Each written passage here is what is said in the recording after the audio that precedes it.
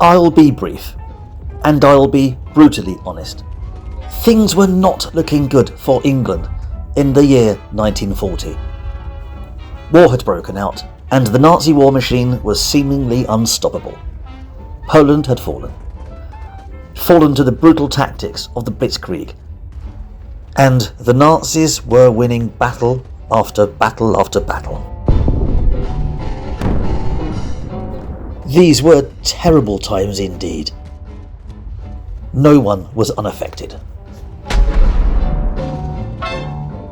In the May of 1940, France had also fallen, and that resulted in the British forces evacuating the port town of Dunkirk, while harried by aircraft of the infamous Luftwaffe. So there is some context as to where we are in history. The United States are still remaining impartial, and Operation Barbarossa was still a year away, meaning Russia was also still impartial to the Axis forces. The United Kingdom isn't fighting the war on its own. There is still a war on, and there is strong resistance. But, in all honesty, the future looks bleak. It prompts the Prime Minister at the time, Winston Churchill, to deliver his famous "Fight them on the beaches" speech to the House of Commons on the 4th of June 1940. Belgium had also fallen, and Hitler had long drawn up plans to invade England's shores and conquer the United Kingdom. Thus began the Battle of Britain.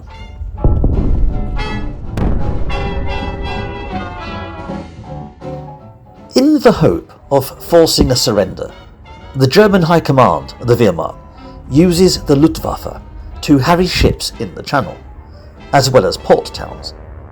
But this escalated when Hitler drew plans for an amphibious invasion known as Operation Sea Lion. But before this went ahead, the Germans would need air superiority. So, from the 1st of August onwards, the objective was to defeat the aircraft of the British forces, the RAF, and pave the way for invasion. Only this was not as successful as the Nazis had hoped, and by now the Polish chaps of the 303 Squadron had also joined the RAF. And the battle in the air escalated further. By the 13th of August, the Germans had changed tactics. Operation Eagle. Now the objective was to destroy the British RAF utterly. Then, on the 7th of September, Hitler opened his war on the citizens of the United Kingdom, a long campaign known as the Blitz. All the while, the battle was raging in the skies. People would be wary of air raid sirens that warned them to head for the shelters, and children had long been evacuated to the countrified areas that were unaffected by the aerial onslaught. Right now, England's only real defence lay in the hands of the RAF, the Navy and the Royal Canadian Air Force. Combined, they were greatly outnumbered, having under 2,000 planes to the Germans' 2,550.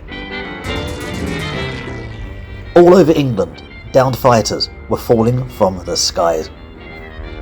By now, it wasn't going overly well for the RAF, who'd suffered terrible losses. Flight Command knew they were not winning this, and they were fighting the long defeat.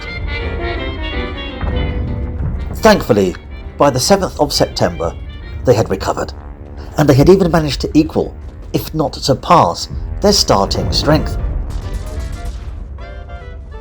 But on the 15th of September, 1940, following another change in tactics, the Luftwaffe launched a major offensive, concentrating on the capital city of London.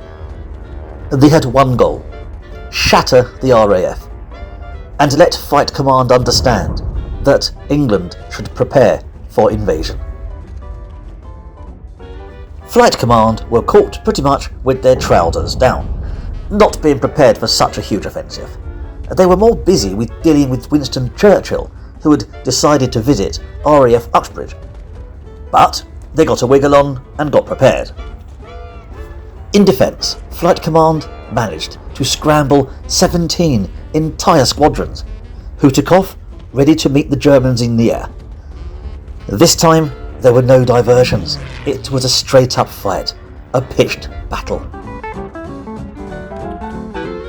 630 planes defended their country against almost an equal amount of fighters, plus 500 bombers, so they were outnumbered pretty much 2-1. Among them were 9 Hurricanes from the Polish 303. The Luftwaffe would come in 2 large waves, one in the morning and another in the afternoon. But one of the RAF commanders, a chap called Keith Park, figured that this could work to their advantage, so he keeps 5 squadrons in reserve with the intention of hitting the second wave head on, while refuelling and rearming the rest before getting back into the fight. Once again, dogfights erupted all over London skies as the 2 sides clashed. Preliminary at first, but erupting into a huge battle that lasted from 10 o'clock in the morning until 1 in the afternoon. Many planes fell, and many pilots with them, tearing up the skies while bombs rained down upon the City of London. Southampton was also hit, as was Portsmouth. But due to a number of bombers downed, it was not as effective as the Germans had wished. Worse, the Germans had lost some 80-odd fighters, out of around 600. This was catastrophic. Meanwhile, the British had lost just 13 planes in the first wave. Less than an hour later, the second wave struck, and once again the battle raged. Only the Germans weren't fighting an exhausted, wary RAF. They met a fresh, restocked fighting force that pressed the attack. The Luftwaffe took another hammering and lost almost 200 aircraft. Some of the planes had been so badly damaged that they limped back to occupied France and crashed upon landing. Some simply went missing. Others landed in English fields and were captured. In return, they had downed less than 40 British planes. This was a bad day for Nazi Germany. They had suffered great losses. Hitler had to call off the invasion, and he would never get the chance again. This was a turning point in the Battle of Britain. A massive victory, and it was just the victory that was needed. Sure, the ships in the Channel had taken a pounding, and the Blitz raged on, but the Luftwaffe would never truly recover. And by the end of October, the Battle of Britain was won. Out of the 1,963 aircraft, the British lost 1,744, a huge number. But out of the 2,550 planes of the Luftwaffe, 1,977 were downed. Close, but a victory worthy of a cigar. Churchill addressed the Commons on the 20th of August. Before all of this, when the Battle of Britain's outcome didn't look so promising. Boy, did those words have more meaning now than ever. Because he says, never was so much owed, why so many to so few? The few being the airmen. God, was he right. And to this day, this superb victory is remembered as Battle of Britain Day, September the 15th. Thank you for watching.